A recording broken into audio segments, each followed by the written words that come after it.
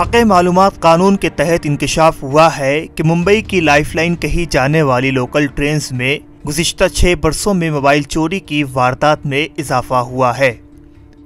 मुंबई की लोकल ट्रेनों में 2013 की तुलना में 2018 में मोबाइल चोरी की घटनाओं में 3100% का इजाफा हुआ है, जिनकी कीमत कुल 100 करोड़ से ज्यादा होती है। लेकिन पिछले 6 सालों में सिर्फ मुंबई पुलिस 8000 से ज्यादा मोबाइल रिकवरी नहीं कर पाई है। RTI से मिली इतलात के मुताबिक औसतन हर रोज 89 मोबाइल फोन्स चोरी हुए हैं, जबकि सन 2013 में औसतन 3 मोबाइल फोन्स चोरी हुए हैं। 2013 में 1045 मोबाइल चोरी हुए थे। 14 में कुल 1200 मोबाइल आसपास चोरी हुए हैं। 2016 में 1500 मोबाइल चोरी की घटनाएं हुई है। वही 2017 में 20,000 के आसपास मोबाइल चोरी हुए हैं। 2018 में 32,476 मोबाइल चोरी की घटनाएं हुई है।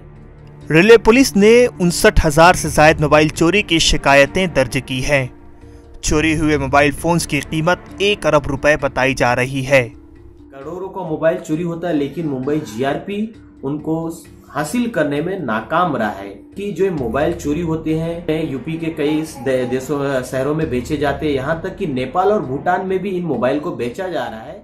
सामाजिक कारकुनान का मानना है कि शरपसंदों का ग्रुप उस वक्त मुतहर्रिक होता है जब ट्रेनों में भीड़ भाड़ होती है। ये ग्रुप एक मुनज़्ज़म प्लानिंग के तहत चोरी की वारदात अंजाम देते हैं। मुंबई से शाहिद अंसारी की रिपोर्ट।